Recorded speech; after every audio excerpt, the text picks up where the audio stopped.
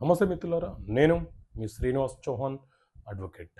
మిత్రులారా, భయపెట్టి బెదిరించి రాసుకున్నారు అని వీలునామాని ఏ రకంగా నిర్ధారణ చేయడానికి అవకాశం ఉంటుంది? మిత్రులారా, ఇండియన్ సక్సెషన్ యాక్ట్ 1925 మన దేశంలో అమలు ఉన్నట్టు. ఇందులోని సెక్షన్ 61 ఏం చెప్తుంది అని అంటే, ఎవరైనా ఒక వ్యక్తి మరొక వ్యక్తిని బెదిరించి భయపెట్టి బలవంతంగా మభ్యపెట్టి అతని పేరు మీద ఉన్నటువంటి ఆస్తులను వీలునామా రూపంలో రాసుకుంటే ఆ వీలునామా అనేది చెల్లుబాటు కాదు అని చాలా స్పష్టంగా వివరణ ఇస్తుంది. అయితే ఇక్కడ మనకు వచ్చిన సమస్య ఏంటి అని అంటే, ఎవరైతే వీలునామా రాసి చనిపోయారో ఆ వ్యక్తి భయభ్రాంతులకు గురై వీలునామా రాశాడా, బలవంతంగా రాశాడా అని నిర్ధారణ చేయడం అనేది కష్టమవుతుంది. సో ఇలాంటి సందర్భం ఏర్పడినప్పుడు ఆ కేసులో ఉన్నటువంటి సాక్షులు ఎవరైతే ఉన్నారో ఆ సాక్షుల యొక్క స్టేట్మెంట్లను ఆధారంగా చేసుకొని ఆ వీలునామా అనేది బలవంతంగా రాశారా, సృష్టించబడిందా, లేకపోతే బెదిరించి రాయించుకున్నారా అనేది న్యాయస్థానము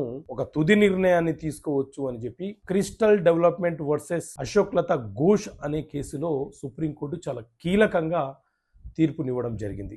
మనము సూట్ ఫైల్ చేసిన తర్వాత అందులో ఉన్న అంశాలను ఆధారంగా కానీ, లేకపోతే అవతల వ్యక్తి దానికి జవాబిచ్చినప్పుడు కానీ ఈ రెండు అంశాలను బేస్ చేసుకొని భయపెట్టారు అని చెప్పి నిర్ధారణ చేయలేము.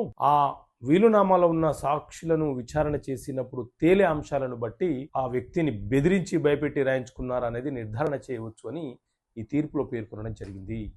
ఓకే మిత్రులారా, థ్యాంక్ యూ. జై హింద్.